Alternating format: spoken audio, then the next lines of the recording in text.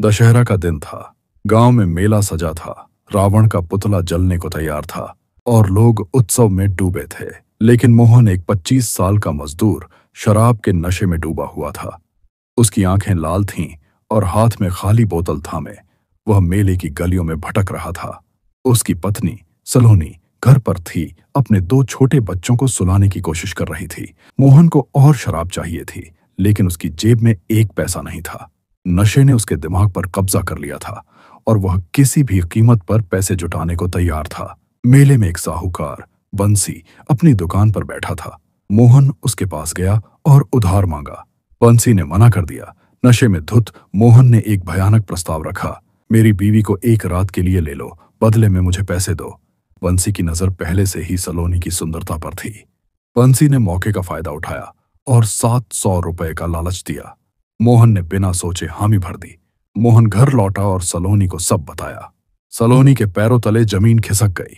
उसने रोते हुए मिन्नतें की, कहा, हमारे बच्चों का ख्याल करो, ये गलत है।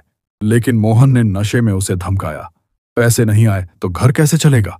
डर और मजबूरी में सलोनी बंसी के पास चली गई और बंसी को समझाने की कोशिश की।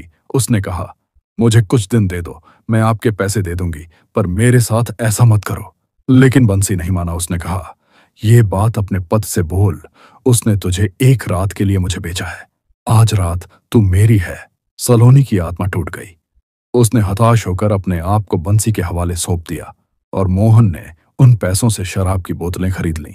अगली सुबह जब मोहन का नशा उतरा, उसे अपनी करतूत का एहसास हुआ। वह सलोनी के पास माफी मांगने गया, लेकिन सलोनी ने उसे घर से निकाल दिया। उसने बच्चों को लिया और मायके चली गई। गांव वालों को जब बात पता चली, उन्होंने मोहन को गांव से निकाल दिया। बंसी को भी गांव की पंचायत ने सजा दी, लेकिन सलोनी का दर्द कोई नहीं मिटा सका। सलोनी ने हिम्मत जुटाई। उसने सिलाई का काम शुरू किया और अपने बच्चों के लिए नई जिंदगी बनाई। मोहन पछतावे में डूबा अकेला और शराब के नशे में डूबा रहा। दशहरे की वह रात मोहन के लिए एक सबक थी। सलोनी ने अपने आत्मसम्मान को फिर से खड़ा किया और गांव में उसकी मेहनत की मिसाल दी जाने लगी। मोहन की गलती ने उसे हमेशा के लिए अकेला कर दिया। अगर आपको यह कहानी पसंद आई हो तो लाइक और सब्सक्राइब जरूर करें।